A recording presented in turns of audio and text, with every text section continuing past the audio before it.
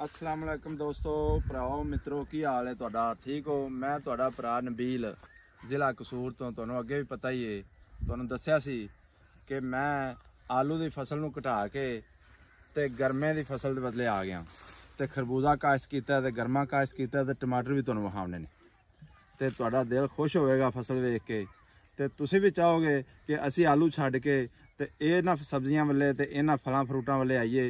आलूआं ने साडा बेड़ा गर्क कर दिता है। हुकूमतां ने अगों कोई खास उहदे ते कीता नहीं काम ते साडा आलू बाहर जा नहीं रहा। दोस्तों हुण तुहानू दसना मकसद ये सी कि फसल तो साडी बहुत माशाअल्लाह अच्छी हुई है। आ तुसीं वेख ही रहे जे, वेखो कितना प्यारा गरमा है ते ए जनाब गरमे लगे खड़े ने ते ए साडी सारी फसल है। अगर तुसीं कैमरामैन मेरा विखा सके ते ये जनाब भरपूर फसल तैयार हुई है। लेकिन सानू ना एक प्रॉब्लम आई है कि मेडिसिन प्रॉब्लम है, पेस्टिसाइड की मेडिसिन प्रॉब्लम है। मक्खी कंट्रोल नहीं हुई साढ़े को। इन्हें मक्खी ने डंग ला ला के तो इनका फसल का बेड़ा गर्क करता है। फिर भी अल्लाह शुक्र है बहुत मुनाफा आया है, बहुत ज़्यादा मुनाफा है, ये गल नहीं हैगी। लेकिन अगर साढ़े को मक्खी कंट्रोल हो जाती तो सानू हुकूमती अदारे साढ़े नाल तावन करते, महकमा ज़राअत वाले, तो साड़ी फसल मजीद बेहतर होनी सी। हुण भी अल्लाह शुक्र है बहुत अच्छी है। तो मैं सारे भरावां नूं आखांगा भी तुसीं जिहड़ा ना गरमा लाओ, खरबूजा लाओ, टमाटर लाओ, करेले सब्जियां वाले आओ तो यह जड़ियाँ वड्डियां फसलां ने आ कणक माद ये तो साल बाद पैसे आने तो इहदे माशाअल्लाह रोज़ पैसे ने। क्यों चौधरी साहब? अच्छा जी, ए बहाओ जी, इधर लियो। ए माशाअल्लाह देखो,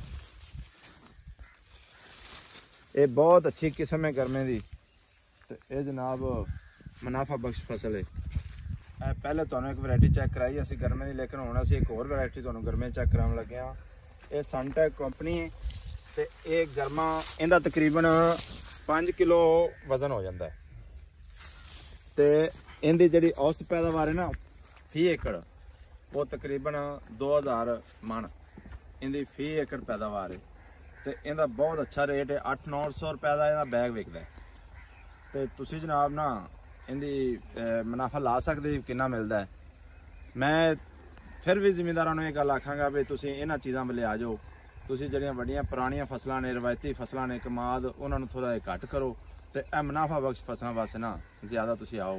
ये साडी फतेह स्प्रे सेंटर चूनियां तो असीं बीज वसूल किया है तो माशाअल्लाह उन्हां सानूं बहुत अच्छा बीज दिता है तो बहुत ज़्यादा इहदी पैदावार साडी सोच तो ज़्यादा इहदी पैदावार आई तो असीं बड़े खुश है हाँ। तो भरावां वास्ते असें भी दुआ करन भी अल्लाह दी बरकत करे। इहदा बहुत ज़्यादा नुकसान है, रात नूं इत्थे ही रहिंदा, चोरी तोड़ के खाता है। चलो चीर लै, सानूं दातरी चाहिदी ते असीं उत्तों आ गए हैं। जनाब असीं तुहानूं ना अपने गरमा की वैरायटी चेक करानी। अज इहदा नाम है रचना ते माशाअल्लाह अल्लाह पाक दी बहुत वड्डी नेमत और बड़ा ही खूबसूरत वैरायटी है। असीं तुहानूं ये कट के चेक करावांगे भी कितनी मज़ेदार ते कितनी खूबसूरत है। कैमरा जी थोड़ा करीब करा जाए।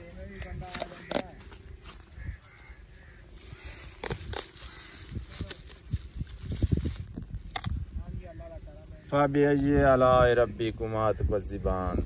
माशाअल्लाह बहुत ज़्यादा और बहुत ही ज़्यादा मज़ेदार ते टेस्टफुल ते जिमीदार भरावां मैं कहांगा भी इहदी काश्त नूं यकीनी बनाओ। ये रचना वैरायटी है तो बहुत अच्छा बीज है। इहदी भी औसत पैदावार 1500 मन के करीब है। कमाल है, कमाल है जी, कमाल। अल्हम्दुलिल्लाह, बहुत शुक्रिया जी। तोड़ के खा रहा है जी। आज बंदा फड़िया गया, आ चोर है साडे खरबूजियां दा। असीं उत्तों आ गए फड़ लिया जी। वजीरे आला नाल साडी अपील है आ चोरां दे बारे कुछ करे, बड़ा नुकसान कर रहे ने